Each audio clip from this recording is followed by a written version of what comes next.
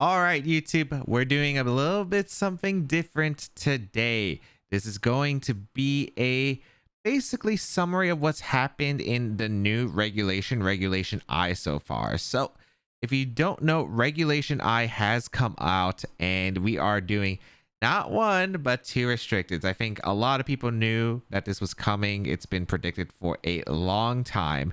And yes, we are finally moving on to having two restricted Pokemon per team, which is going to drastically change how the game was played compared to Regulation G.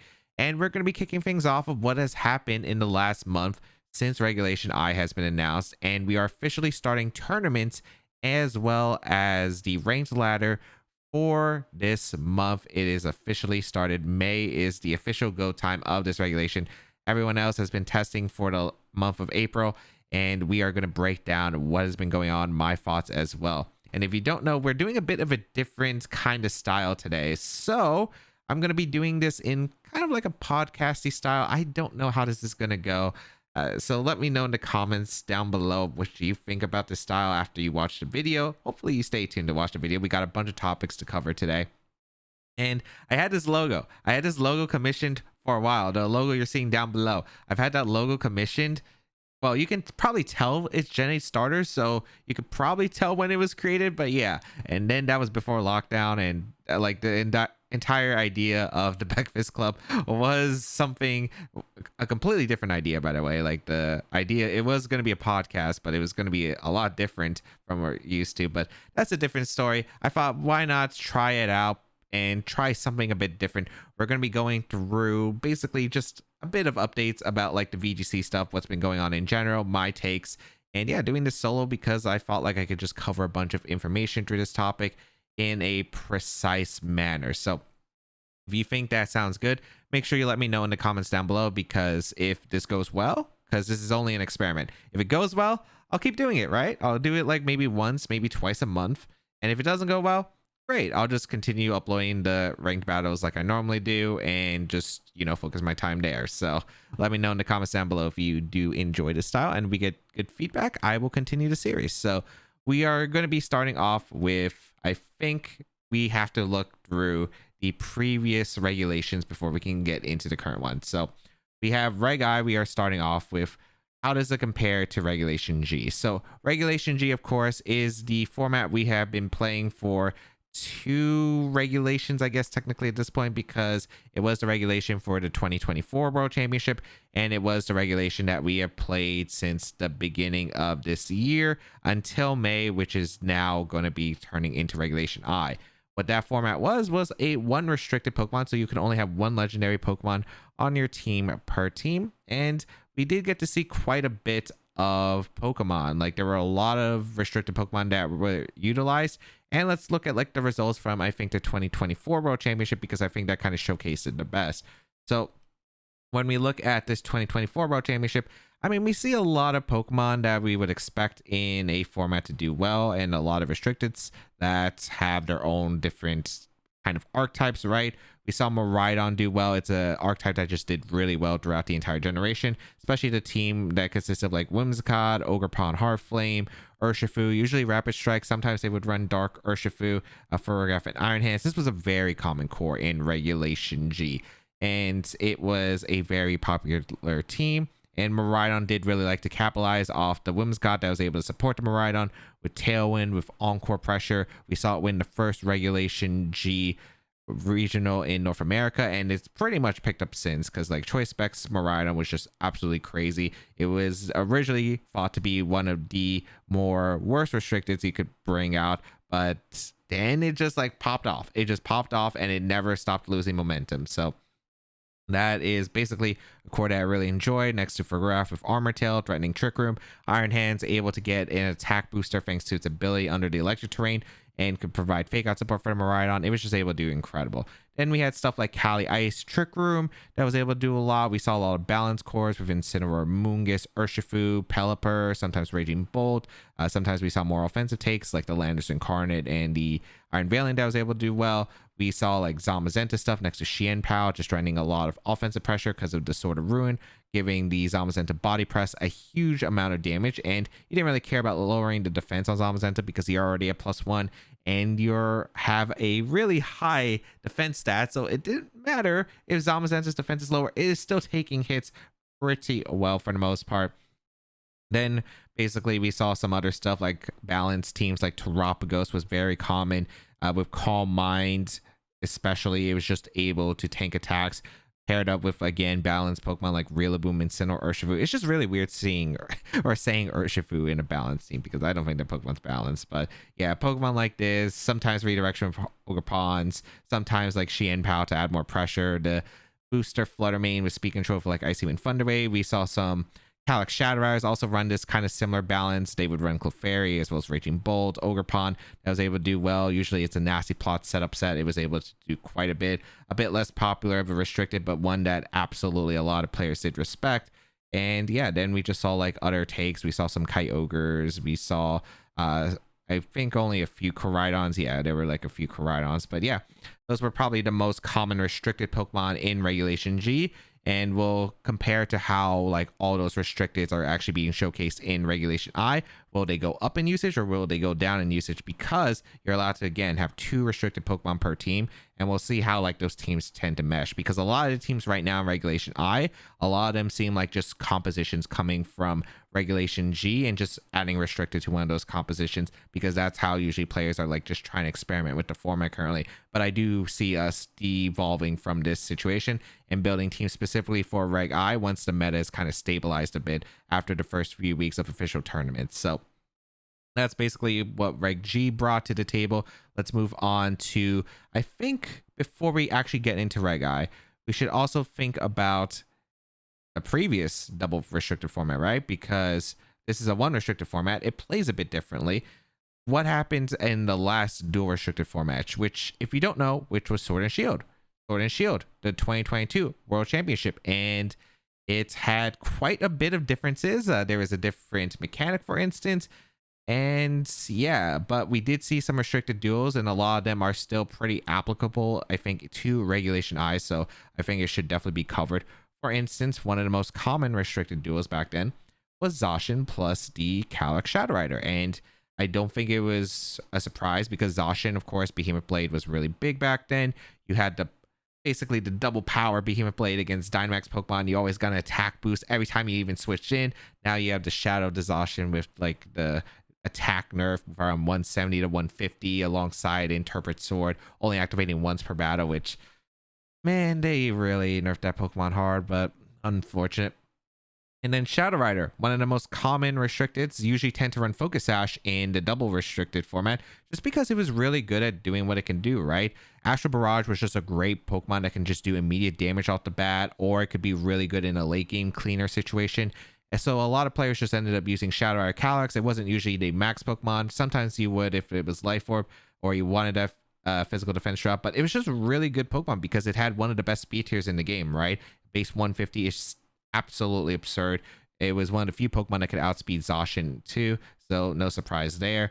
And then we saw stuff like Lunala Groudon be able to do well, which was a pretty strong option. Usually they would run like Trick Room, for instance, which the previous world champion Naoto from 2019 did run, but this one instead was max speed with a few differences. But yeah, then we saw like Zacian Kyogre be able to do well because it was just one of the best restricted pairings. That was actually me who piloted it, if you believe that. It's been a few years since I've had a Worlds good performance, but yeah, Zacian Kyogre, of course, was fantastic. You had really good synergy between just Zacian and Kyogre, the steel typing with the water typing, just being able to reduce the damage of really strong fire type moves in the Zacian. Kyogre was just able to do a lot of damage, provide a special spread type move for Zacian as well. The speed's really kind of complemented, especially on like Tailwind, on bulky screens. There were like so many ways you could run the variant. It was just able to do a lot. Zacian pretty much covered for a lot of Kyogre's weaknesses back then. Was able to hit Palkias with Play Rough, which Kyogre could not be damaging really. Was able to resist Rillaboom grass type attacks really well, while Kyogre covered like the Incineroars that were able to pressure the Zacian.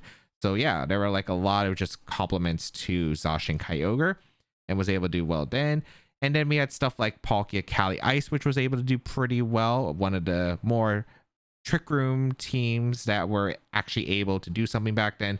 And Caly-Ice was able to super threaten, especially with the Terra, or not Terra, man, no, not Terra Ground. It was the Dynamax move of Max Quake back then, which was really powerful ground type move off the high horsepower, able to threaten KOs into like Incineroar, opposing exhaustion, and more. And then yeah, we see other restricted combos. There were like some surprises out there, for instance, like Dialga Yveltal, Shadow Rider Calyx plus Kyogre is not like too surprising. Zacian Groudon, which was very common because Weather Wars were very common back in 2022. Because you were able to run 2 restricted Pokemon, Weather was very vital because you'd be facing usually a Groudon or Kyogre, and if you didn't have Weather, usually you would be trying to change the Weather with your max move. So there were a lot of cases there where Weather Wars were actually really crucial back then. It's always been the case in restricted formats. So Weather is definitely something you should expect to face in the Regulation I format. And yeah, there were a lot of partners, of course, back then that were able to complement it well, right? With like Venus or Charizard, for instance, with the Sun mode. And then like with the Rain mode, there were probably a bit less partners because Swisswin wasn't that good back then. However, still able to do quite a bit. But yeah, there were a lot of Zacians. Zacians was the best Pokemon. It's not going to be like that anymore, but we'll probably see more diversity in restricted pairings compared to like 2022. But overall, like it gives us some idea, right, of like Weather was really good back then. Even if it's a different format, there are still takeaways that can be initiated. There wasn't that many Trick Room teams as we can actually note, that other than like maybe a Trick Room on like a Porygon 2, which was common back then, and a decent Maxmon. So there were some trends that you could see, but I think that's pretty good. We were able to see from Regulation G the restricted Pokemon that were common, at least when there was one of them or one restricted Pokemon allowed. And we got to see like a few trends from this regulation, which usually involved more support Pokemon. You saw a lot of support Pokemon like Gastrodon, like the Rillaboom Incineroar, which is common, Indeedee, Grimmsnarl, Thunderish, Shedinja. Like there was just a lot of support Pokemon back, especially with 2 restricteds. And of course, like most of the power is coming from the restricted Pokemon, so you want to complement them well with Pokemon that can be able to support them. Regulation G, you kind of went with kind of a mix of both, because of the fact that because there's only one restricted, you need to actually still be able to do damage with the others, and then you also need to complement those tools with defensive pieces. So it's kind of a mixed bag there, but with 2 restricteds, we should definitely be seeing a lot more, I think, of the Pokemon that are able to support, and I'll talk about those later, of course, in this style of video. But yes, let's get on to, I think, analyzing some of the tournaments, because there were quite a few. I pretty much have narrowed it down to the 3 main ones, I would say. And let's start off with the VR Challenge, which was held April 5th to 6th. So basically the first week of the regulation announcements, although there have been like some online tournaments that were played just as friendlies, like in Japan, for instance, of 2 restricteds. There were a bunch of players streaming even doubles restricted even before like the announcement, because like most players did expect 2 restricteds to become a part of the regulation at some point. So although we don't really have that much information about those, but yeah, let's get into it. So if we look at the Regulation I, first big major while it was announced was the VR tournament. This had 263 players, which is a pretty large number. And yeah, now it's kind of funny because I feel like if we compare this to like 2022, it's like similar, where Zacian was one of the top dogs. Instead, we're replacing Zacian usage with Calyx Shadow Rider usage. And Calyx usage has just shot up immensely. And the reason why Shadow Rider Calyx is just so good right now is because of the fact that the problem I think Shadow Rider just had. Let's talk about Regulation G problems with Shadow Rider Calyx and why it wasn't too popular of a pick. So the problem I think that Shadow Rider Calyx had compared to the other restricteds is it wasn't a support Pokemon, right? It was more of just being able to dish out a lot of damage with like its strong Astral Barrage. Sometimes he had Expanding Force, but mainly that was your main mode there, right? It was able to do a lot of damage with those really strong spread moves, and it was pretty oppressive just because of its speed tier. Really good against some of the other restricteds, because you usually be able to fire off an Astral Barrage or a boosted Astral Barrage and usually take care of restricteds, right? I think the problem that Shadow Rider had compared to the other restricted though is that it wasn't as oppressive into the non-restricteds. And it's kind of weird when you think about it, because a lot of Pokemon didn't even resist Astral Barrage. A lot of them were like even two-shot by these. But hang on, let me get my point across, because maybe I'm not explaining it too well, but I think it will make sense in a moment. So when you think about Shadow Rider Calyrex, or let's even take it a step further, when you think of Pokemon that were very common in Regulation G that weren't restricted Pokemon, right? What were the most common non-restricted?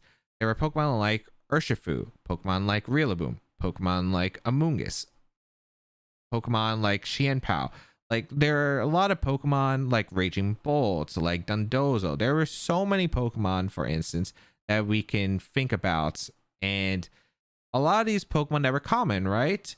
Shadow Rider Calyrex still had to worry about these Pokemon. So for instance, Urshifu Surging Strikes, you always had to make sure that you were in position where Surging Strikes could usually just hit or protect, right? And then your Shadow Rider is weak and then put it in the range of priority move. Rillaboom does a lot of damage with Wood Hammer into Grassy Glide, and usually they were Assault Vest, so they'd be able to take the Astral Barrage. Incineroars, it's a dark type. It's really hard to hit it unless you have Terra Blast or another partner you're usually relying on taking care of the Incineroar. You always have to watch out for knockoff, or even Parting Shot, just slowing down the damage output even if you set up Nasty Plot. +1 usually wasn't even able to pick up enough KOs. So yeah, those issues. Dondozo Tatsugiri, if you didn't have a boosting item on your Calyrex Shadow Rider, you're not doing that much damage to Dondozo. It's healing up with leftovers, and your Calyrex usually just gets 2-shot. Raging Bolt, a really bulky specialty defensive Pokemon that, especially if they ran Assault Vest and they had Snarl, they also had Thunderclap to revenge KO. There were a lot of ways that they'd just be able to threaten the Calyrex Shadow Rider. Other Pokemon that we can think about, Amoonguss, for instance, was pretty big as well, because with Amoonguss, unless you were Life Orb, your Psychic most likely wasn't KOing the Amoonguss, and then they just were able to get a Spore onto the Calyrex Shadow Rider, and then that Shadow Rider is just vulnerable for the rest of the game. Ogre Pawns were able to do a ton of damage. You weren't able to one-shot them right off the bat. You usually had to have a Nasty Plot specifically, like Calm Minds was usually just a bit too slow, risk crit as well. And then you also have to worry about other restricteds with their really powerful firepower, where you're not able to usually one-shot them unless you were boosted. So you also have to risk attacks from those. And Shadow Rider wasn't just getting KOs unless you had a few turns to set up a Nasty Plot and position it correctly. So it was a very difficult Pokemon to utilize, I think, really well in Regulation G. I think it was still really strong, and you saw a lot of respect at the World Championship, for instance. The 2024 World Championship, it didn't really perform because there were like teams that featured Terapagos, for instance, that were pretty well into Shadow Rider. There were a lot of Terra Normals we actually saw in the Regulation G World Championship, like just a lot of random Terra Normals. Pokemon like Farigiraf that was just immune to the Shadow Rider, able to have Trick Room, threaten foul play. And then yeah, even Calyx-Ice Rider, a Pokemon that usually feared Shadow Rider originally, you don't have to fear it if you have Terra, and you can just Terra out of the Ghost weakness, so you can actually get Trick Room up, threaten Glacial Lances, and then like, what is the Shadow Rider supposed to do? So the second half to the equation is why Shadow Rider wasn't so popular in Regulation G, is because of the other restricteds that generally were pretty good into like these non-restricteds, right? For instance, I think Shadow Rider was probably a lot stronger into restricted Pokemon than they were against non-restricted Pokemon, because the speed tier was really massive, right?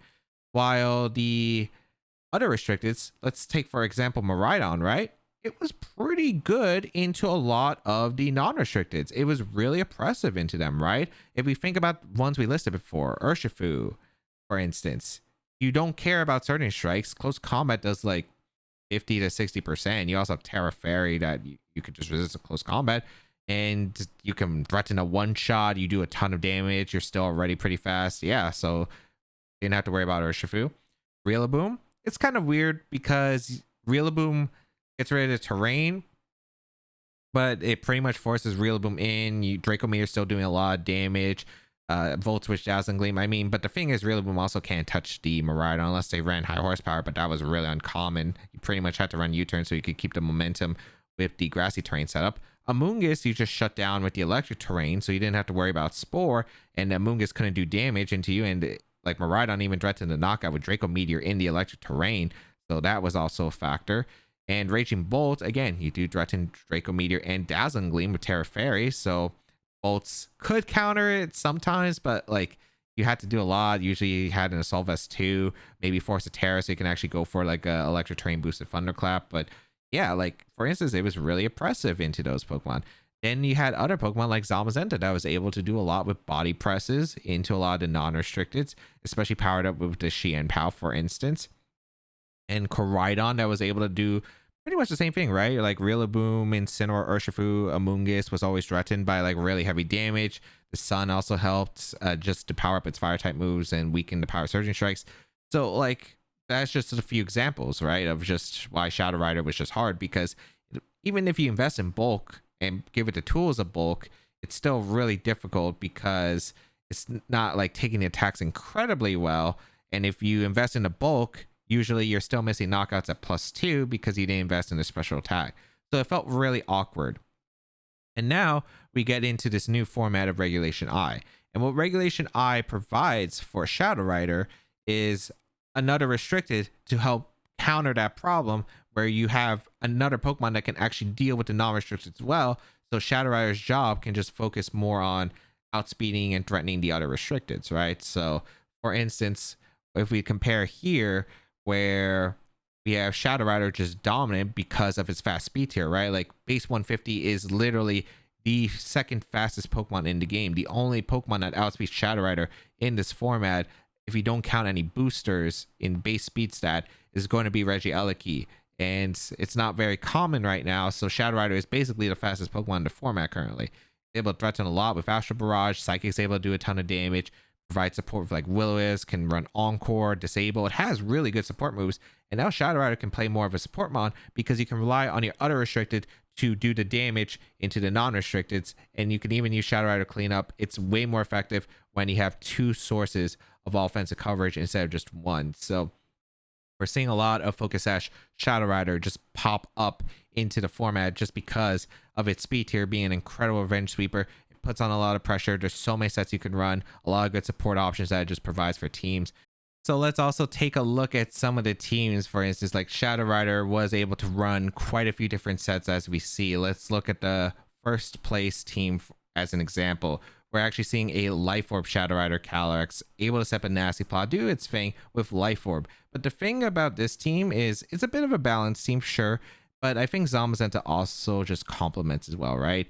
One of the reasons why Zacian plus Calyrex Shadow Rider was really good back in 2022, for instance, is because you had really good coverage with Ghost and Fighting coverage.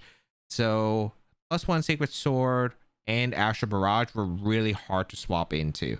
And that was a big problem, I think, for a lot of teams, just because if you don't know, Astral Barrage is a Ghost type move. Ghost type moves only have 2 resist/immunities total, which is a Dark typing, which is weak to fighting, as well as normal types, which are immune to Ghost type moves, but they are also hit by super effectively from a fighting type attack.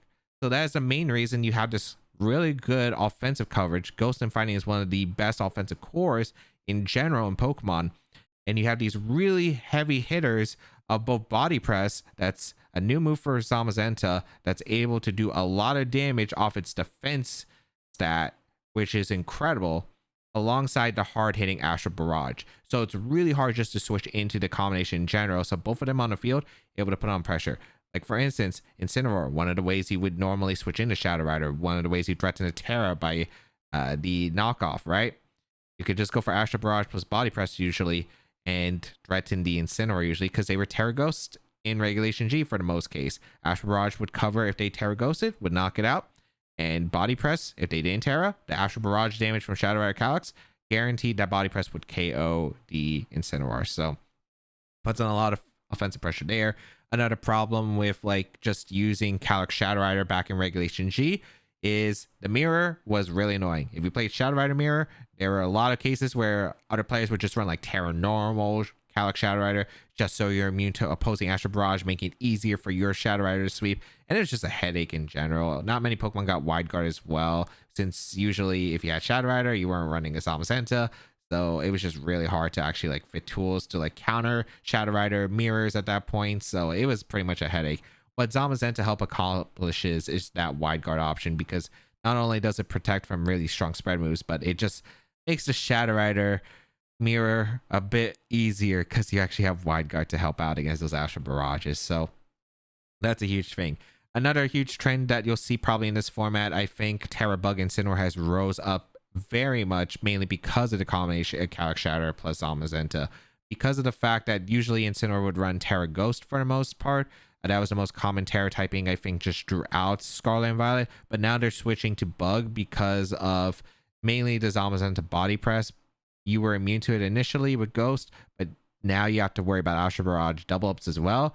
I think depending on like the Shadow Rider like item, you can survive the combination Body Press plus Astral Barrage and then go for it. For instance, if the Incineroar Assault Vest, you can definitely survive the double up.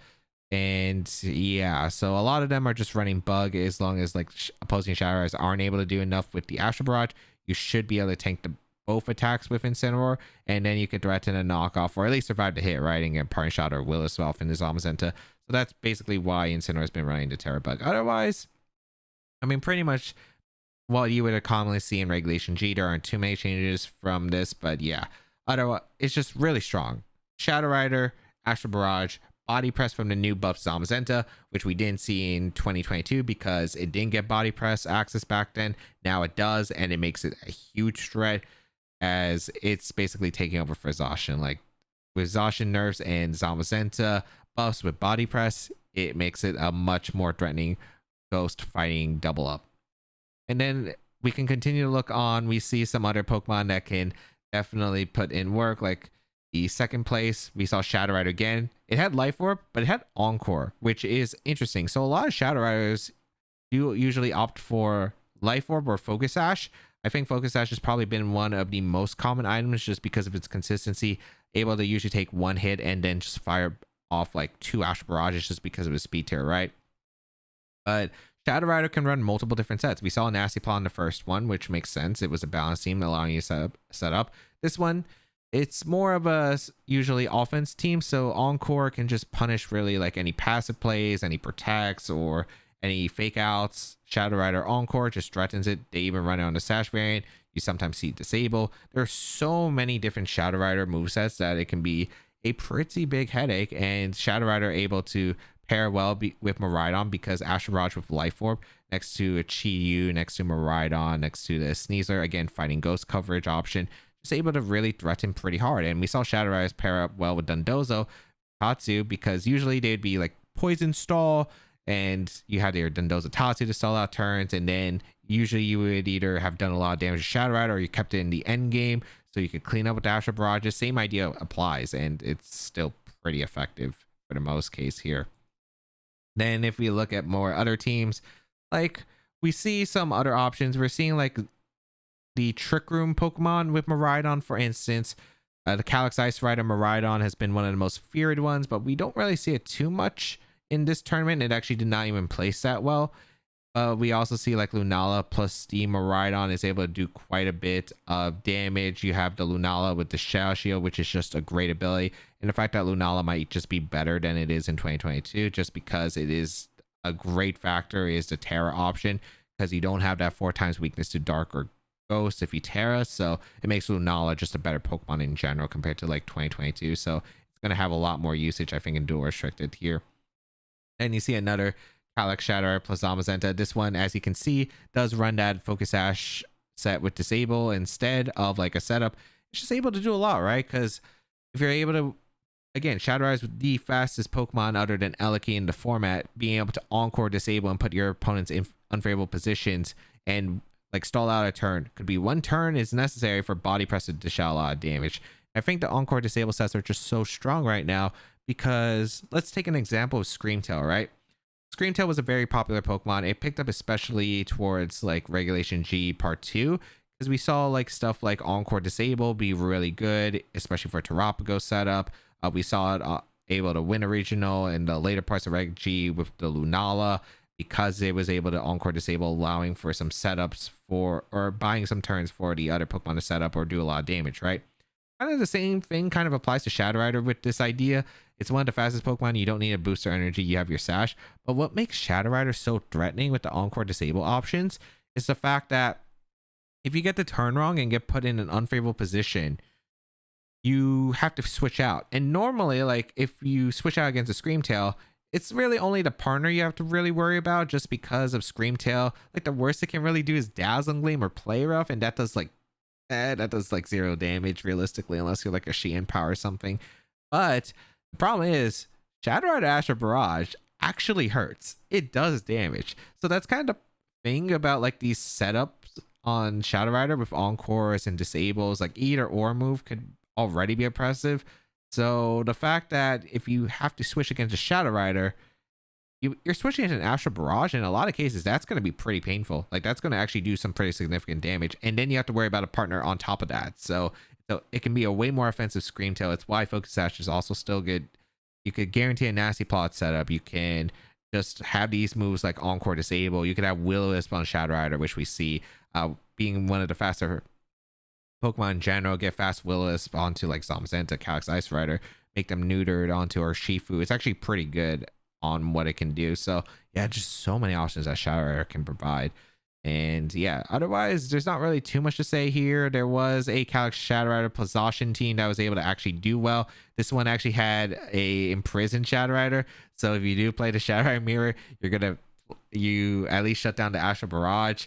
And I think it's just so silly because both like the common restricteds of Zamazenta and Shadow Rider, and I guess Zacian, but I don't think Zacian's going to be as common, they all have a person. So I think global challenges are going to be a nightmare to play, because if you run one of Shadow Rider or if you play one of Zamazenta and you play in a mirror, you might just fall to an imprisoned max speed variant of like both, and it's like that just sounds like a headache, man. That just sounds like a headache. I think global challenges are going to be like, there's going to be so many techs that I would not be looking forward to playing in a global challenge. I think if you thought like best of one close team machine was bad, I think wait till you see the power of like all these restrictions bring to the table, and all the text, all the silly text you'll just see to deal with like the most common ones.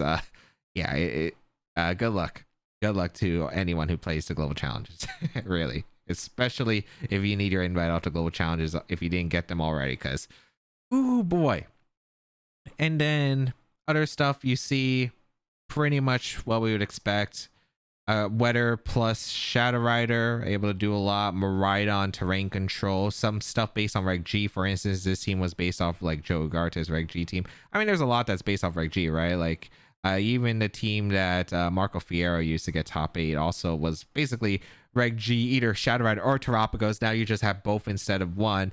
I guess you replace the Flutter Mane on the Terapagos version, or you replace Raging Bolt over the... Or yeah, you replace Raging Bolt for the Terapagos instead. Like basically a lot of the ideas, right? Because like you already had really good support cast for the most part, and a lot of these kind of do follow that trend, right? Even like the Pelipper Ursh Calyx-Ice teams kind of follow that kind of theory, right? And so on. We see Caly-Ice, I think this Caly-Ice Miraidon, they both missed the top 8, but they did have some performance there. However, yeah, otherwise pretty much you would expect some weather, some terrain controls. And that's kind of the thing about this format as well, is you have so much you have to control on the field. Not only you have to navigate through these like really powerful restrictors with your own, you also have to think about terrain control, which is actually pretty big, because it's either you're going to have a Miraidon or you're going to have Rillaboom in a lot of cases, or you're just going to be in an uphill battle against terrain. Unless you have, I guess, Ice Spinner on like the team, or Steamroll or Steel Roller or something to carry terrain, right? And then you also have weather with Koraidon Kyogre, because if your opponent has weather, like it's already going to be an uphill battle, because they're going to be able to fire off massive damage. Like the Koraidon's able to do a lot, or the Kyogre is going to do a lot. That's why we're seeing like Torn come back into play, because it does get like access to Rain Dance or weather, or Sunny Day, or I guess all the weather moves for some reason they gave them to Torn. Sure, why not? But yeah, that's basically something that you do have to watch out for, and it's going to be a headache. It really involves a lot of like tools that you basically are kind of forced to have for the most case. Like you kind of need a terrain controller, you kind of need a weather controller. If you don't have them on your restrictors, like if you're not using them, like you're going to have some way to like control it or deal with those like really common Pokemon, for instance. Not really too many unique Pokemon. I mean, there was a Frostmoth in 26th place, which was, you know, cool, because it is like a wide guard quiver dance with ice scales, which you know, wide guard is just a cool move in general in this format because of like how strong the restrictions are. But otherwise, I don't think there was anything too crazy I think we see in these challenges so far. Like pretty much like we've seen a lot of these common Pokemon. A lot of these teams might even just resemble Reg G.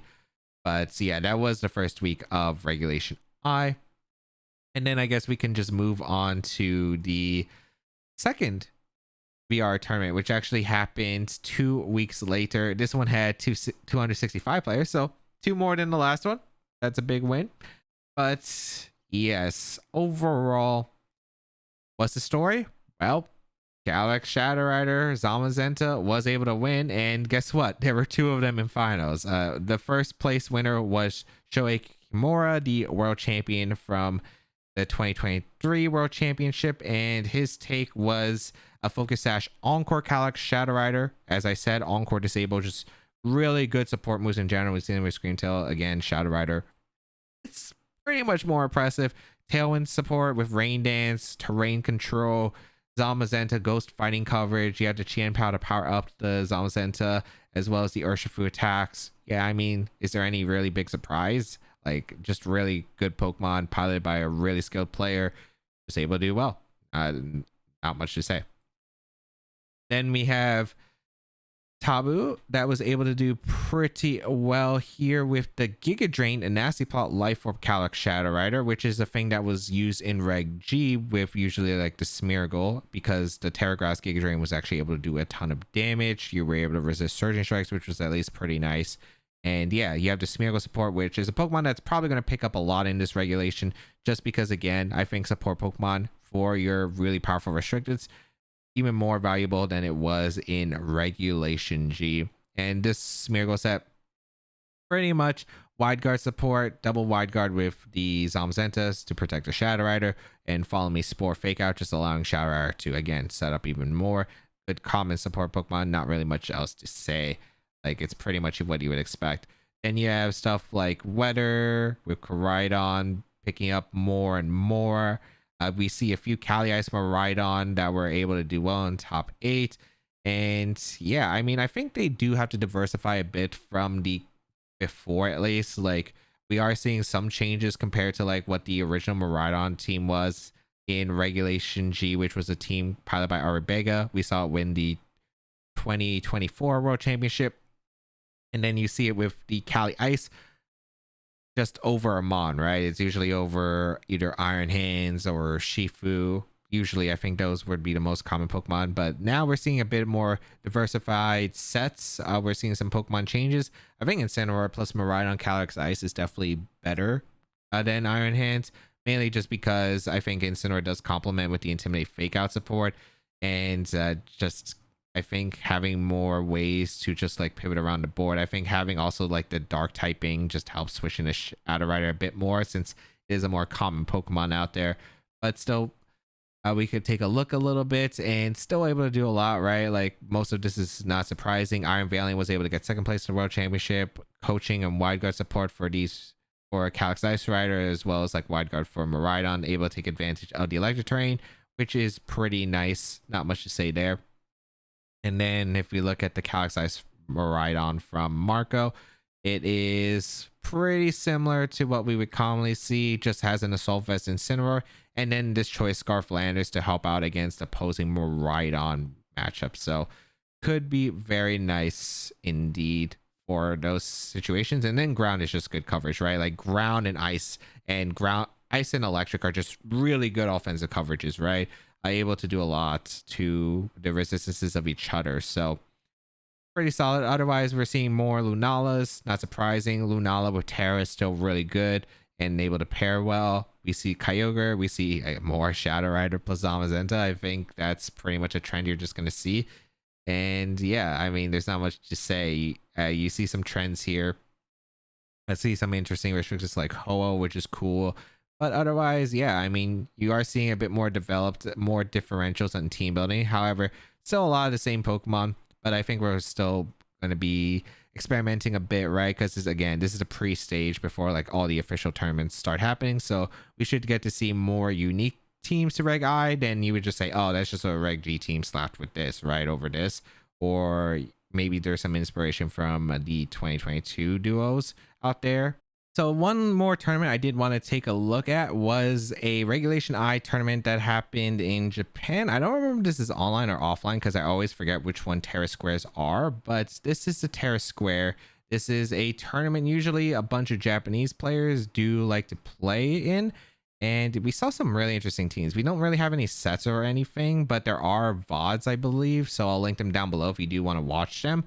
There were some, I mean, there was some stuff that like we're like, okay, that makes sense, and then maybe a few surprises. I don't remember the format, if it's best of 1 or best of 3 until like top cut or something, because Japan usually uses a different like rule set, so I don't remember this is a practice tournament for like their nationals where it's like close team sheet. But yeah, there were some cool teams, right? Like for instance, seed 1 had a Dusclops and a Araquanid paired with Kyogre or Caly-Ice. I haven't watched any games yet, but I'm very curious if this is something like entrainment to give the water bubble to Kyogre for big powerful water spots on the trick room, because I think that'd be cool. Maybe I'll build a team for maybe I'll build a team for Regulation I for the videos. But yeah, then we have stuff like Cali Shadow plus Miraidon, just really good offense. The Koraidon Shadow Rider, weather control, very powerful. Even if it doesn't have terrain control, you have at least the Ting-Lu to help kind of slow down Miraidons in the case. So that's kind of like, I guess, your pseudo answer to it. Again, more Calyx Shadow Rider plus Koraidon. And we see stuff like Calyx Shadow Rider Zamazenta, Miraidon, Caly-Ice, maybe a few interesting changes like Sinistra and Bruxish. Caly-Ice Miraidon once again with the rain mode. And then Caly Shadow plus Terapagos with more balance course ended up taking the whole thing. I actually don't know if the Terapagos is choice specs or if it's leftovers Calm Mind. I'd assume it's probably leftovers Calm Mind, but I don't remember. Haven't watched the VODs yet. So I do think overall, like, I'm not surprised about this tour. It pretty much was like, these are a lot of good pairs, right? Like you do have at least one of weather control or terrain control with the other. Like Miraidons usually don't need terrain control. They're just like Miraidon. They just want electric terrain up. That's all they need. And then you see like weather that can be very oppressive with Kyogre, Koraidon, and more. And then Shadow Rider just being a very common pick here on for the teams, just able to do a lot of damage. Ice Rider able to do a lot, set up Trick Room for the other mons. And yeah, I just wanted to showcase this tour because this is probably one of the bigger tournaments that have happened in Japan online recently. There was one like really long ago, but that was a team tour, which was a bit different. So yeah, overall, I think there are still more rooms to play, but I think we can start talking about all the restricteds, right? Because you might be asking, okay, we've seen some usage stats. Let's get down into like the general, right? Like the general restricteds on how they do, because there are some that were shocking people on its usage and some that were like, okay, this kind of underperformed. So let's get into that, I think. And I think let's start off with some of the restricteds, right? We talked about Shadow Rider. I've already talked about how good this mon is in this format. Again, the ability to run Focus Sash, the support move set that it can run, because Astro, like, it already does damage even as a support Pokemon. It's an offensive support Pokemon with Focus Sash. You have so many ways you can run it. Most of it we've seen either Life from Nasty Plot or just offensive Focus Sash with support moves in general. It's able to do a lot. Like some even run Shadow Ball, because if you're worried about Shadow Rider plus the wide guard, you just run Shadow Ball. Like there have been actually, even in these tournaments, I think there were some Shadow Ball Shadow Riders in the day 2s of these VR tournaments. So it's already picking up. And then you got like very you just have a lot of moves you can run on Shadow Rider. It can run so much. Like you're mainly going to be running like Nasty Plot, Encore, Disable. Those are probably like the really oppressive ones. You see Willis sometimes. Like it gets Pollen Puff, which is really cool. I think Pollen Puff is kind of an underrated one. There are still a few of them out there, but I think Willis Pollen Puff is really unique on like Terapagos and like maybe Kyogre teams, mainly because Kyogre and Terapagos don't like taking the really strong physical hits, especially like Zamazenta Body Press. And of course, Kyogre can tank stuff with its really high special defense stat, right? So if you pair it up with like Whisk, Calyx, Shadow Rider, and then Pollen Puff to give Kyogre, of course, the more powerful water spouts with the healing, and then Terapagos, of course, with like the Terra Shell. That is something that is very helpful. So I think Pollen Puff does have a lot of usage out there. And yeah, like there's Taunt, there's Trick if you want to go Choice Calyrex, there Imprison, which we saw, Snarl, which was able to actually, that was the set that won the World Championship back in 2022, which was Will-O-Wisp, Snarl, Astral Barrage, Protect, Shadow Rider. Like Shadow Rider is just so threatening. I mean, you're probably not going to run Trick from Calyx, but that is an option, I suppose. But yeah, I've already talked about how absurd this is, and like the reason why I think Shadow Rider is just better in this format compared to like it was in Regulation G, like all the problems that they had, because they can't even run Terra Normal, Terra Dark as much anymore to counter Shadow Riders, just because of the fact that now they actually have like a Zamazenta, they have Urshifu still. I mean, you could still run Urshifu, but like it was easier to handle the Urshifu, I think, than the Zamazenta and the wide guard options. So yep. Then we have things like Miraidon. Miraidon is still pretty highly used, although it is a bit strange. We have seen more, I think, variation of Miraidon. Like Choice Specs was easily the factor set of Regulation G. It was literally the Miraidon. Like you were not running a Miraidon without Choice Specs in like most cases. We've actually seen some diversification with Assault Vest Miraidon picking up. A Life Orb Miraidon has also been picking up a little bit, and I think it's mainly because you don't really need the Choice Specs anymore, because you really did bank a lot on Miraidon for doing damage in the Regulation G stuff. But because you have room to run another restricted paired with like when Miraidon's paired with Caly-Ice, Caly Shadow, all of those, you could actually want to switch up your move sometimes, because it was easy to scout back then. And because of the fact, again, like there's disabled stuff like from Shadow Riders or other scenarios, it actually is sometimes better to be able to switch a move. So a lot of them have been switching to Assault Vest and the Life Orb, although Choice Specs is still probably the #1 common. I wouldn't be surprised if it drops a bit lower, but still, of course, oppressive. So you do have to respect Choice Specs even then.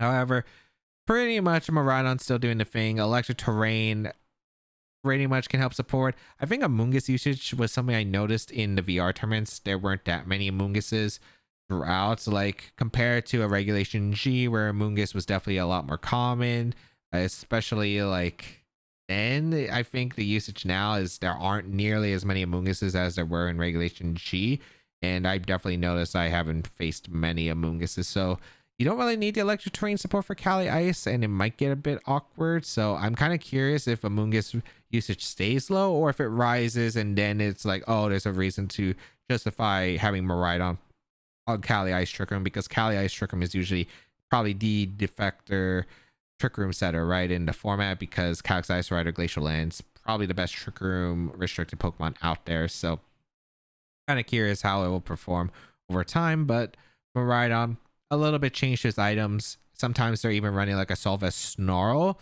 as a way to just be able to lower the special attacking output damage of your opponent and to support the high physical defense stats of, like, again, like Caly-Ice, for instance, and other restricteds. But overall, it's still Miraidon. It's still doing a lot of damage. I think it might go down usage in over time, but it's still going to be a very popular pick. It's just really insane of like what this brings to the table.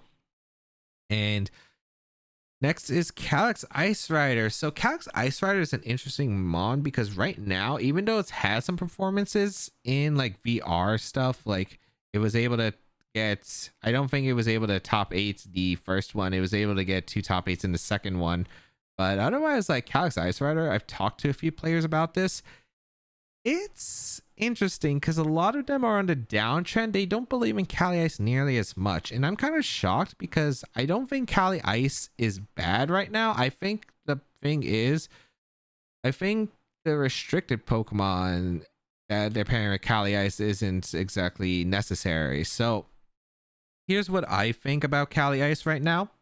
I think Caly-Ice is a really good monster. Like, you can't really go wrong with Glacial Lands. It's a really strong spread move. Caly-Ice, incredible stats across the board. If you look at it, like, these are insane. It's able to do a lot, threaten quite a bit. Glacial Lands is super threatening. The problem that players are running into is Caly-Ice does not like Zamazenta. And Zamazenta is probably one of the most used restricteds right now because it's very easy to put on a team and has wide guard to block the glacial lances. So there's a lot more wide guard in the format, which prevents Caly-Ice from, you know, dishing out as much damage to the glacial lance as it used to back in Regulation G. You also have factors like the Shadow Rider effect, where Shadow Rider being able to threaten Astral Barrage for Cetera is more threatening.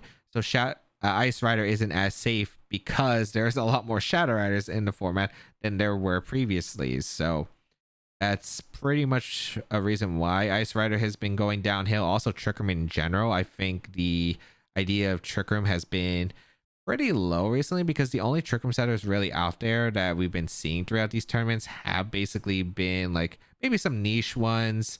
But in general, like if you look at any of the teams, like most of them don't have Trick Room unless it's Caly-Ice, unless you're running a Farigiraf, or like we saw on the Terra off, there was the Bruxish. But yeah, otherwise there aren't that many Trick Room users, so most of the cases it's been pretty low. You also have stuff like Lunala, which is pretty difficult for Ice Rider because it has access to Wide Guard and Moongeist Beam, Meteor Beam to threaten the Ice Rider for Cetera. And then yeah, like it's just been harder for Ice Rider, I think, to sweep teams like it did. I still think Ice Rider is a great mon. I think overall my problem of Ice Rider is relying on Miraidon. I think most of the builds we've seen have been Miraidon builds with Ice Rider, and just because of the low Amoonguss usage right now. If it picks up, I could see a reason to bring back, but I don't think Caly-Ice and Miraidon are the best restricted pairs. At least this is my initial take. I think that Ice Rider and Miraidon is kind of, I would say, maybe upper mid, but not great in my opinion. Mainly because you have really disjointed speeds between Miraidon and Calyx. I mean, Miraidon is a base 135 speed stat, right? Calyx-Ice Rider is a base 50 speed stat. It's two restricteds that are really awkward when trying to figure out a main form of speed control because, for instance, at least with Miraidon teams back then, because Miraidon ran both Trick Room and Tailwind on their compositions on Arubega, for instance, usually you would Trick Room with the Farigiraf and you would have Volt Switch with Miraidon to get into Iron Hands, and sure, it works out pretty well. But when you're bringing both Miraidon and the Caly-Ice, like usually if you're bringing the Trick Room on like Farigiraf, it's still a bit awkward. And then if you have both on the field, like Miraidon's going to be the slowest thing on the field in Trick Room just because of how fast it is. So it's really awkward, I think, there. Alongside, like Caly-Ice doesn't really benefit too much from Tailwind if they have fast mons. Like in order to outspeed Calyx Shadow Rider, you have to go with a Jolly Nature. Like an Adamant Nature, Neutral Nature doesn't even outspeed it. So that's pretty much not where you're investing either, because Calyx-Ice Rider's best attributes are just bulk and attack, right? So it's not really the best Tailwind mon, and the modes don't really complement it nearly as well. I think it just gets really awkward of having Calyx-Ice Rider next to Miraidon. There's also the fact, again, if Amoonguss isn't too common, then Electric Terrain doesn't really benefit the Calyx-Ice Rider, and then you don't have a way to change terrain against an opposing, like if you're facing opposing Miraidon, the fact that you can't even like get rid of Electric Terrain is kind of problematic. So I think that's one issue I've just had with the Caly-Ice Miraidon. I mean, the combination of Ice and Electric are really good offensive coverage, but I mean, there's another Pokemon that's just incredible, right? It's called Raging Bolt, and I'm kind of surprised Raging Bolt Caly-Ice hasn't picked up more yet. I think that is one of my favorite combos that are just going to be utilized. It was a great combo in Regulation G, but I think it gets even better in Regulation I in general, because you could run so much. I haven't really I haven't tested too much yet, but I think the idea of Calyx-Ice Rider with Raging Bolt paired with Sun of either Groudon or a Koraidon sounds really good for me, because even if like Miraidon or Koraidon over Miraidon, it still has that speed joint interaction, which is weird, right? Because it's still base 135, which is awkward. I think at least with Koraidon, I think Sun might be more beneficial to Calyx because of the fact it's a weather control, weakens Kyogre, but it does power up the, I guess, the super effective fire moves against Calyx, but you could Terra out of it in the most case, which is actually really helpful, as the most common Terras usually resist fire for the most part. Like if you're Terra Fire or Terra Water, and I think having the Sun to weaken like Water Urshifu, you have a way to threaten Urshifus with like close combat, so you don't have to worry about Surging Strikes as much, because that was a big problem for Calyx-Ice Rider back in Regulation G. I think like it provides more partners for Caly-Ice, powers up the Raging Bolt, so the Bolt Beam combinations are even stronger and like harder to switch into. I just think that it also the fact that it doesn't require a restricted slot or having already Electric Dragon with the Caly-Ice, I think it just is more efficient that way. So that's at least my take. I think like Caly-Ice builds, like Caly-Ice restricted partners are kind of weird because of it, because some run Lunala, Caly-Ice, but the thing is you're both weak to the Astral Barrage. Sure, you have Wide Guard, but then you might face the Shadow Balls, you might face an opposing Lunala, it gets awkward. So there's definitely that you have to keep in mind. Just believe that Caly-Ice has more potential than people are giving it right now, because I think this is still a good mon, and I think it has better building partners than just Caly-Ice Miraidon. I think Caly-Ice Miraidon is overrated personally, but I do think that Caly-Ice Trick Room still has a lot to go. Maybe not hard Trick Room, which we haven't really seen any hard Trick Rooms do well in the format yet, mainly because you have like Wide Guard just, you know, being utilized more, right? There's more Wide Guard in the format than ever thanks to Zamazenta actually being able to be utilized on most teams. And then you have like Terra Dragon, which helps cover like the Torkoal like solo attacks. The Ice Riders can only really run Glacial Land, so they don't have a move that can hit like Terra Dragon, Zamazenta. So hard Trick Room might be a lot harder to use. I think there might be builds, but I don't think it's just going to be harder to counteract it than it was in Regulation G, because there are just more tools. Like you have to deal with Weather Wars, you have to deal with Terrain Wars, because Terrain again going to be very common, and then you also have the Wide Guard that's just blocking your strong spread moves, which is usually how you sweep in Trick Room, right? So that's just like multiple things going against hard Trick Room. But I do think that at least a Trick Room mode in a Caly-Ice still has good potential. So even though its stocks are a bit down, I think it's good. I think it's still a good mod. Speaking of other restricteds that could be good or could be worse, Kyogre. You might know me. You might know me. You might have seen this graphic. You might have seen this graphic. Best Kyogre player in dual restricted for 2 restricted formats or 2 double restricted formats in a row. I've already made a video about like what I thought of Kyogre in Regulation G. And my take, I think it's the same.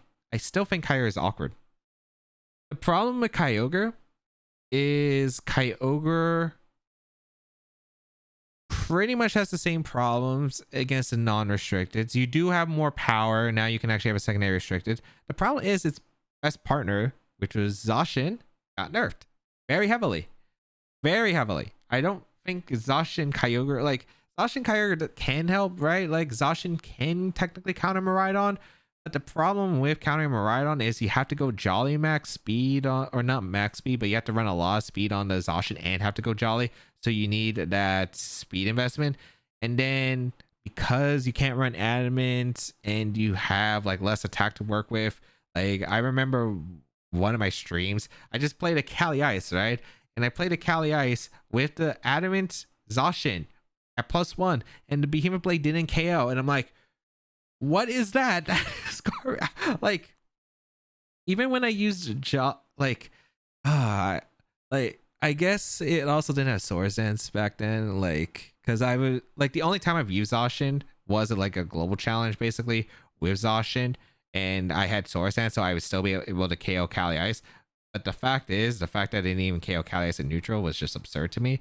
The fact that, yeah, if you run Adamant, you can run Tailwind, but I think the Timid Miraidons are pretty much a common thing, and I think Miraidon is... I just think Miraidon's still tough. Even if you have Terrain plus, like, a faster Zacian, it's just very awkward, usually playing around to follow me, as well as their multiple forms of speed control. Like, I just think Zacian's weaker, and that leaves Kyogre in a more vulnerable position. Sure, you have Terra Grass. I think another problem is Wide Guard picking up in usage, Zamazenta. Like, you get really hurt by body press.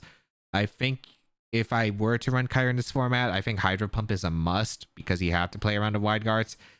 And let me just say, as a man who brought triple water move Kyogre to the World Championship, it is inconsistent for sure, but to miss the first Hydro Pump I went for in a game 3 that could have just won me the set in the first round I play at the World Championship just miss, it is a very demoralizing move. And then you also sometimes have to hit Origin Pulse on top of that. I just don't think you can get away with Water Spout, Ice Beam, Origin Pulse Protect that much. Like I think you kind of need Hydro Pump even over Origin Pulse. I would run it over Ice Beam still. Like I used Ice Beam Kyogre another time on my stream, and then it just like Ice Beam didn't KO Miraidon at 52%, and the 48% was off a Water Spout in rain. So I'm like, Ice Beam was gonna KO, right? No, I didn't get the KO on the Ice Beam. And I'm like, why am I running Ice Beam if Water Spout's just doing as much damage anyway at full? It's just, I think Kyogre kind of struggles with that. I do think that it does have some potential, and I like, it's good. It's good when you hit the Origin Pulses, right? It's good when you hit the Hydro Pumps, but you need to hit a lot of them throughout a tournament, and I mean a lot of them. I think what's kind of nice about my 22 run is I only ran Water Spout, so I didn't have, and I usually relied on Max Geyser as my damaging attack, which could never miss. So I didn't have to worry about Origin Pulses and Hydro Pumps. Now you have to worry about accuracy on top of it. And again, Kyogre kind of awkward because you still have to deal with a lot of non-restricteds, and you have to deal with like Miraidon, Koraidon that just like mess with Kyogre. It's just, I think there's a lot on the wall for like Kyogre dealing with. So there's a lot that's going against Kyogre. I think it's having a second restricted is better. I don't think it pairs well with as many restricteds because usually you're pairing with like a lot of special attackers, and then they stack up a light screen. It becomes hard to actually still pick up knockouts. Again, there are a lot of common restricteds that, or non-restricteds that just Kyogre doesn't like dealing with Assault Vest, which also do well into like the partners that usually likes to have on the special side. So yeah, it's still awkward. So I'm not exactly sure what to say, but I think Kyogre can do well in this format. I think it has the tools, but yeah, I don't think you can really run Kyogre balance as much as you could get away with before, mainly because of the fact that I think Kyogre needs to kind of go offensive in the format. I don't think you can play passive with like combos like Incineroar or Amoonguss, like Rillaboom pivots as much. I think you need more offensive tools, block priorities, and more in order for Kyogre to actually be able to sweep, because it's hard to sweep with Water Spout when you have like Miraidon that's popular, when you have a lot of Assault Vest Pokemon that have strong priority that's able to threaten Kyogre. And even if you have Terra Grass, that means the Water Spouts aren't as powerful as like Terra Water. You're missing knockouts, and then like Kyogre is just taking a bunch of damage on the physical side. So yeah, it's gonna struggle, I think. But definitely, I think there are some compositions that can definitely be paired with. I think like the Caly-Ice Kyogre is underexplored, and there's probably like others that I'm not thinking of at the moment, but I'll probably look at some point if I want to gamble on Hydro Pump Origin Pulse. So yeah, Kyogre is going to be an interesting spot, but like weather in general is just, as we saw in the 22 like usage stats, it's going to be important, right? Koraidon, Kyogre, we see Rain Dance Torn because it's like one of the few ways to shut down like the Sun teams, because you have like Koraidon paired with like Chi-Yu, Raging Bull, Photosynthesis, smells like Flutter Mane. Those can get out of hand real quick, so you have to kind of shut them down. So like weather is just going to be an important thing, whether it's Rain Dance Torn or Torn in general with like sunny days on those Sun teams that they can run, whether it's having your own mon like Kyogre or Koraidon. Weather's just going to be a way more war and double restricted. It always has been, and it always will be, I think, with Kyogre Groudon just being, or I guess Kyogre Groudon and Koraidon being a thing. I think Groudon probably isn't going to see as much usage, but I don't think it's bad. Although Precipice Blaze is not the best move. I'll just say that much. So I do think weather is going to be pretty important, as it was back in 22. Maybe a bit less because you still have a lot of firepower in the format, but yeah, like Sun is strong. I think Sun is really, really strong. And then you have Kyogre and Rain Dance Torn with like Urshifu, Rapid Strike, still pretty good. Still pretty good. Now, another Pokemon that is kind of curious about this format, Terapagos. Terapagos was this Pokemon that people kind of wrote off at the beginning, or Fury, like, oh, Terapagos is not going to be as good anymore. But I think definitely it's an oddball. It's an oddball. So the problem with Terapagos has always been on the team compositions. It pretty much requires a Terra, right? You pretty much have to reserve your Terra for this Pokemon, because otherwise it is the stats of a non-restricted on your team. That is basically the case. Also, you don't get to use your signature move with Starstorm, being able to punish opposing Terras. So yeah, like the fact that Terapagos is a Terra Hog that we consider, like Pokemon like the Terapagos, Dragonite is usually a Terra Hog. Pokemon like Koraidon, for instance, which pretty much always Terra Fires to get rid of its really big weaknesses and also to power up its fire type moves. There's just quite a few of those, so it makes team building a bit awkward.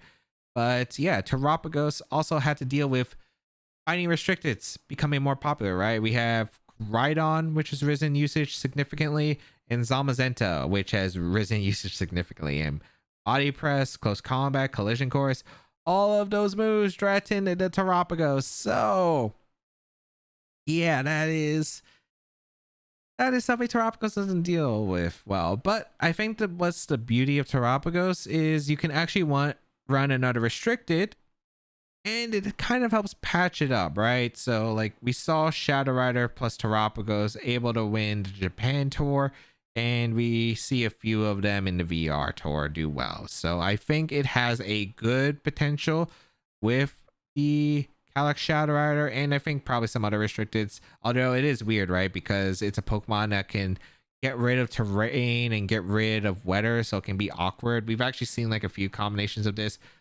We saw like Rhydon plus the Terapagos actually be able to do well and get third place, for instance, here.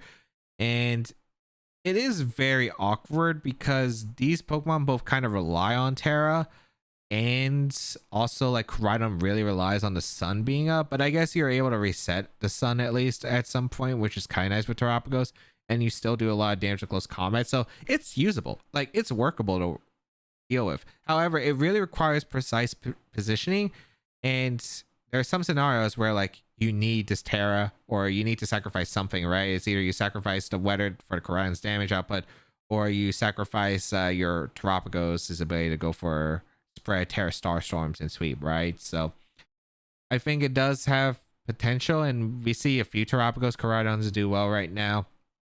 It's just really awkward with building with Terapagos because it's just awkward with Pokemon like Kyogre, weird with Koraidon, it's weird with Miraidon. And again, like even like your support Pokemon, you also have to make sure that they aren't really huge reliances on terrestrialization, because you need it on the Terapagos. Granted, I think it's still pretty good. There are a lot of ways you can complement with the Terapagos. We saw in the beginning like Nasty Plot Shadow Rider paired with Calm Mind Terapagos was able to do well. We saw stuff like the support Calyrex do well with Terapagos, kind of like Encore Disable, Willis, Pollen Puff. I think those are moves I talked about on Shadow Rider that can definitely support like Calm Mind Terapagos, allowing it to sweep more. And because Shadow Rider can run Sash, you don't have to really rely on Terra as much as you did in previous formats, because you don't care if about a knockoff. It's going to break the Sash anyway, so it's not as big of a deal. So I think it pairs nicely with the Terapagos. I also think something that's really underrated about Terapagos is I'm kind of surprised Choice Specs hasn't been seen more, because I think Choice Specs Terapagos actually has some really good potential in the format. Even though there's Wide Guard, I still think it can do a ton of damage across the board. And yeah, I'm kind of shocked that we haven't seen too many yet, because I think it's can be a monster to stop, because you can partner Terapagos with Choice Specs next to like, again, like a Shadow Rider against with some really strong Pokemon, and it'll be able to put in work. So I'm kind of curious if we'll see any of those pop into play, but I wouldn't be surprised if players still continue to use the Calm mindsets in general. And I guess like the only thing I should talk about is like Terapagos dropping sub for Earth Power to hit the Zamazentas, punish those especially, which is pretty big. But also the fact that, again, Amoonguss usage has dropped, so you can run the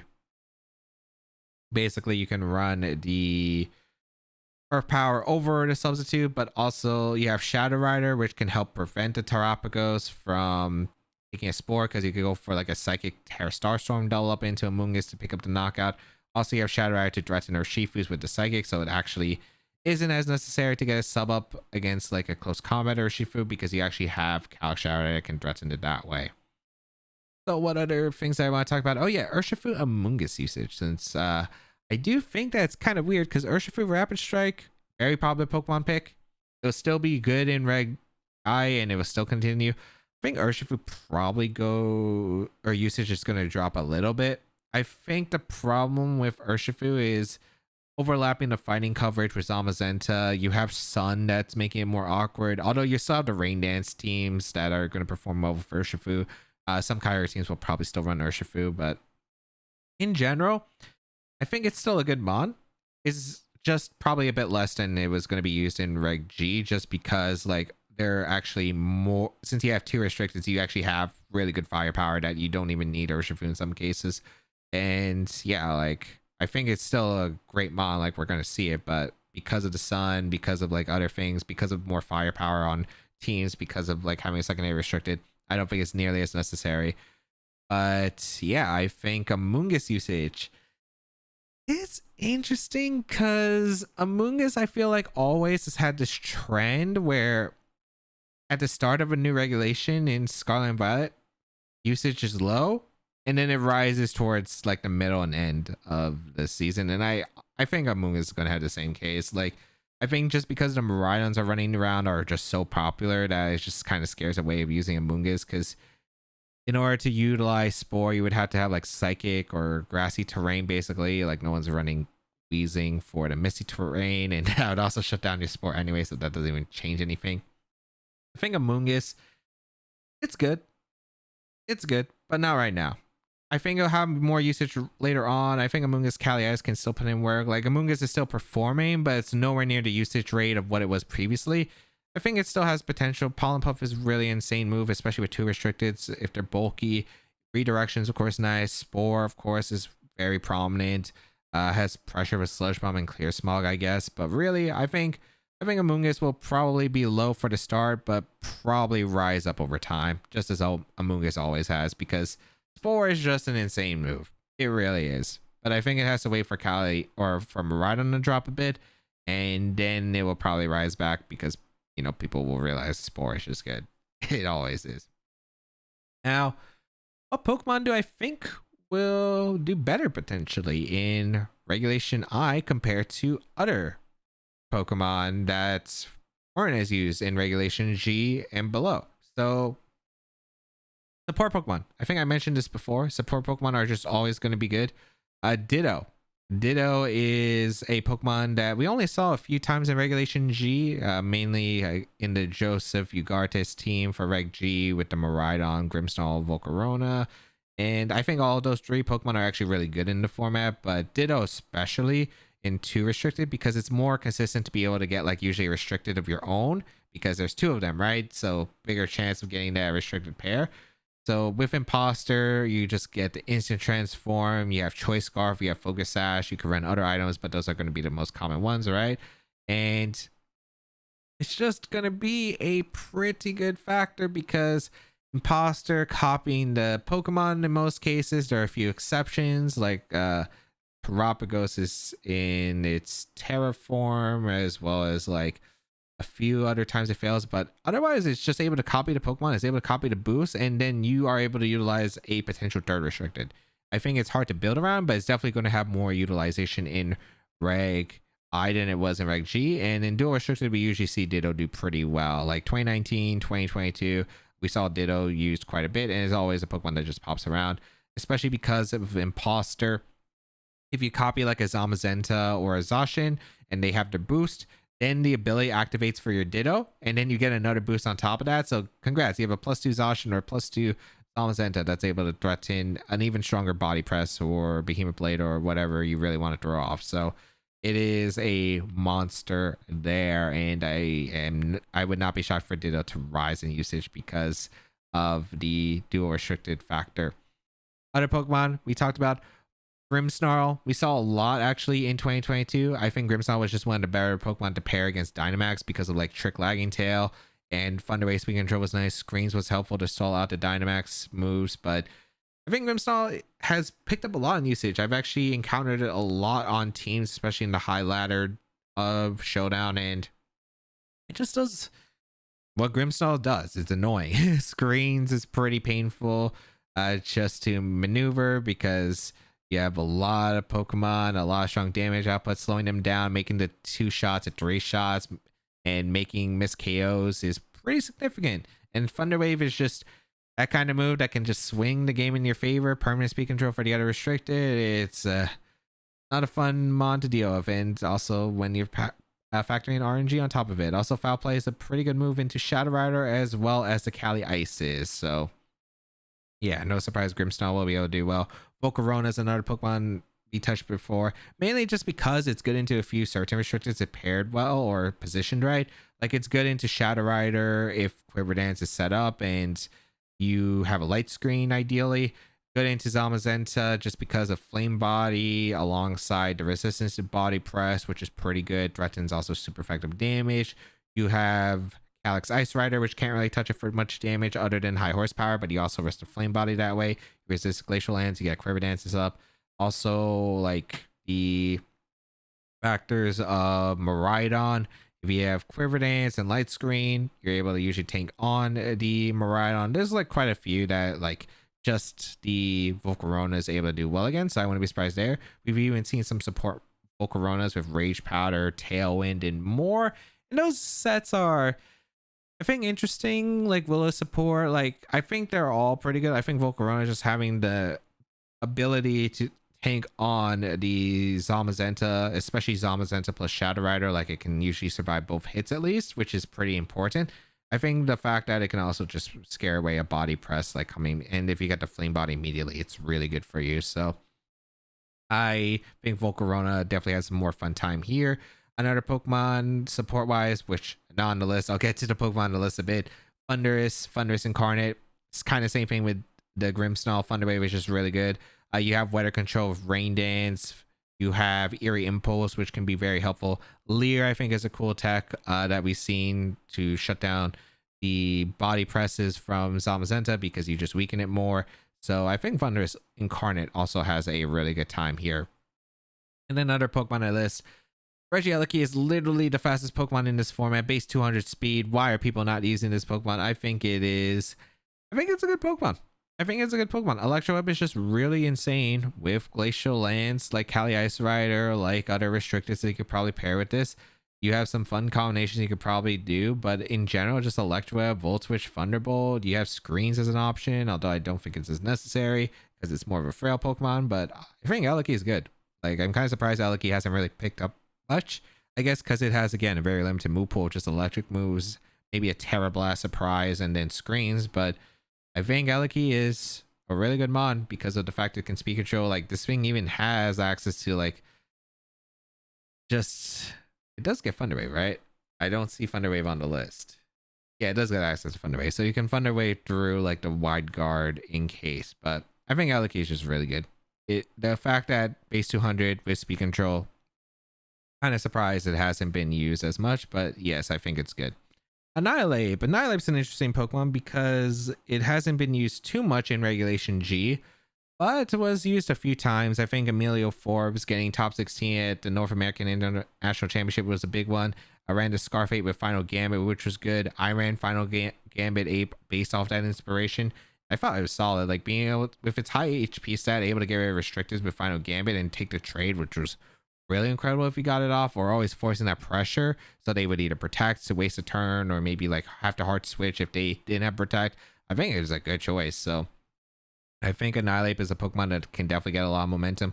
Sure, there's like Shadow Rider and Zamazenta, but you also can, like, it's pretty decent into that with your Choice Scarf. You threaten Rage Fist, you threaten U-Turn, and you threaten Final Gambit. Like, it makes them have to pick really hard at the mind games. So because if they get it wrong, like, the Annihilape just messes them up. So I think Annihilape actually has a lot of good potential. So yeah, just option of Final Gambit, maybe Focus Sash coaching, but I don't think that's set nearly as good as I think Final Gambit pressure. Like Final Gambit, I think is like what makes it really good in the format. Probably with Choice Scarf as the most consistent item. I think it could maybe run some other stuff, but I think Choice Scarf is really good. Next Pokemon.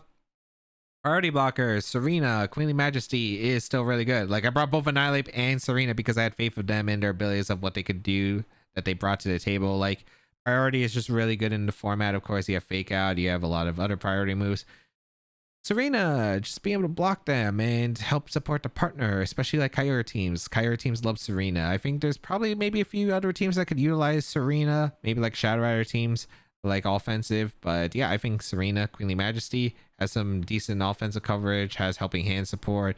Like in general, I think it's pretty good. I think it's pretty good. It's just able to do a solid time against those Pokemon. So I think Serena does have potential in the format. I thought it had potential in Reg G. I don't think I really saw it too much. I think it probably has some even better usage. Maybe Zocogre. Maybe this is the hero. This is the hero of what they need. Get rid of that Amoonguss. Put on a Serena with Queenly Majesty. I still think it's pretty decent. Like, it's not the best hard-hitting mon, but base 120 attack, its speed is pretty low, has okay natural bulk. I think this Pokemon has all right potential. Next Pokemon, Brubonnet. It's actually a Pokemon I picked up a lot in Reg G towards the end, and I'm kind of shocked that we haven't seen Brubonnet just drew out Scarlet Violet in general, because I brought this Pokemon like to Orlando of 2023, which was like the second Scarlet and Violet ever event in North America in general. I brought it with a Dundozo team, and I thought Brubonnet was really good. I think Brubonnet is incredible. It's not an Amoonguss. It does have access to Spore. It has really good bulk. It has a high attack stat, and I think dark grass coverage is really nice, especially when Shadow Rider is a thing. Being able to be resistant to that, booster energy with photosynthesis, or having the option with Sun. Some run Cover Cloak, of course. Some run Rocky Helmet. But I think Brubonnet is pretty solid just because of the fact it can threaten Shadow Rider with priority with Sucker Punch. Has some pretty good offensive coverage in general. Does a ton of damage. Has the support moves of Amoonguss of Rage Powder plus Spore at the cost of no Regenerator. It's just a decent mon. Like, I'm kind of surprised we haven't seen it more just in general. Like, it did do well towards the end again. Regulation G, like, was able to make both finals and win the same regional championship, which was the last North American regional of Regulation G. Jamie Boy performed really well at one of the regionals in Europe with Brubonnet, and yeah, it's not an Amoonguss. I think people have to kind of differentiate them as different Pokemon, because they're like, oh, this is just the worst Amoonguss. This is just a different Pokemon. This is just a different Pokemon. It has different roles than Amoonguss. Sure, they have some similar options, but like, this is a grass dark type, able to put on pressure against Shadow Rider and do more. It has the Sun Photosynthesis boost, which is incredible for it, and it could actually do damage. So it's just a different Pokemon. Last Pokemon I'll talk about is Walking Wake, because I feel like this video is going to be a bit too long. We're already probably near the 1 hour 30 minutes, and I tried to make this like an less than an hour video. I thought this was going to go 40 minutes. I talk too much. Let me know if I talk too much down below in the comments, because maybe I talk too much. See, if I had like another person, this would have been like a 2-3 hour discussion probably. So might be the best that it's a one-man show. But yeah, Walking Wake. I'm not too surprised. I think Walking Wake has way more potential in this format, mainly because Sun will be more popular. It has a really consistent water move in Hydro Steam, which even if you're facing a weather war, right, of Sun or Rain, like Hydro Steam 1.5 in the Sun is incredible. So it gets a boost in the Sun, and then if it's in Rain, it'll get boosted by the Rain. So either way, you're getting a boost with Hydro Steam. I think Walking Wake has more potential just because like it's a consistent water type move. I mean, there's some restricted duels that just take advantage of Walking Wake having this option. Especially with Koraidon or Groudon, like I think it just hits pretty hard. Like, I don't think we'll see too much of it, but I think we should see a bit of a steady increase compared to like Regulation G. I think it's still going to be a niche Pokemon on certain teams, but I think it's better. I just think it's better than it was before because you actually have Hydro Steam. I think the booster energy or with the photosynthesis is good with the speed because you can threaten like Shadow Rider with Snarl pressure or a dark type move. You also have like Flamethrower that you could threaten with the Zamazentas. And yeah, like it's just heavy hitting Draco Meteors for Miraidon. Like, I don't think it's a bad mon, so I think it has potential. And then I guess the last Pokemon I'll talk about, what other Pokemon I expect to do better compared to previously, since I've only talked about non-restricted. I think it's going to be a Wild West for the first couple of weeks. I'm not even going to give like a prediction of, oh, what do I think is going to do well? Because I don't know. Like, we could see like a dominance of Cali Shadow plus Zamazenta. We could see Calyrex Shadow or Koraidon, like Lunala Koraidon or Lunala Zamazenta. We've seen just because, again, Ghost plus Fighting is incredibly strong as offensive coverage. It's why we see them. But then we could see like, oh, then there's like these new restricted Pokemon that we don't talk about. There could be a Kyurem in Top Cut. There could be a Lugia. There could be multiple of these. So like, there's just so much. I think the one Pokemon I'd probably give a say of on the rise. There's probably a few. I mean, I already talked about how Lunala and Zamazenta kind of picked up a lot just because they're really good, just good Pokemon in general. Lunala, I've already talked about. It already had picked up in Regulation G towards the end, but is also like ghost coverage, pairs well. I think more closer speed tier to the Miraidon and the Calyx-Ice Rider as a Trick Room setter, so it can take advantage of the Tailwind better. And then yeah, with Terra, it's just really incredible. Shadow Shield is a great ability to pair up with. You have Wide Guard as well in Lunala, so Lunala is just going to be good, and of course paired with another restricted and probably more potential than it did have in 2022. I think it's really good right now.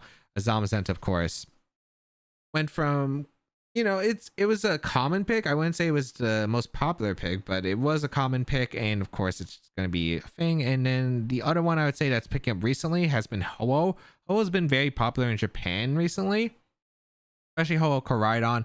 And Ho-Oh is just interesting because of the fact that it's really decent into some of the common restricteds, like the Zamazenta, like the Calyx Shadow Arrow, just because it has a base 154 special defense, and then you have Regenerator to stack on top, so you'll be able to heal with a really bulky Pokemon. Has access to recovery, has access to Tailwind. Sacred Fire is a crazy good move because really accurate fire move for the most part. Strong, but also 50% chance to burn. It's pretty strong, so I think Ho-Oh has a good time on the rising radar, and I wouldn't be surprised for it to do well. So that is going to be probably the restricted Pokemon that I think probably like has the most surprise factor going into the first couple of weeks. However, I think I've talked long enough. We have covered a lot in the first episode of the Baekfast Club, and I think that's all you really need to know about Regulation I. I think I've gone through a good breakdown. I think I've gone through like all of these thoughts. Yeah, let me know what you think about the show. Maybe I talk too much. I think I do talk too much, so let me know in the comments. I mean, I like talking about Pokemon, so I hope you enjoyed this conversation. I mean, I'm assuming if you listed this long, you probably enjoyed the conversation. You probably didn't listen to me ramble this long if you didn't like the conversation. Otherwise, you're nuts. And that's a you problem. So let me know in the comments down below. I would also like to maybe add maybe like viewer questions. Maybe I'll ask out viewer questions if I do this again, because I don't know if I'll do this show continually. It depends on the reaction to this one, so let me know in the comments down below if you actually, you know, did enjoy it. And if I get a lot of positive feedback, I'll continue doing the show, and maybe I'll add like viewer questions to it. So maybe before I record an episode, I'll ask you all of like what you want to hear if you have any specific questions, at least for the upcoming trends. But yes, that will be it from me. Hope you enjoyed this episode of the Baekfast Club. It's kind of ironic because the show is named after, well, I think we know, I'm not going to say it for copyright reasons, but it's funny because I don't eat breakfast.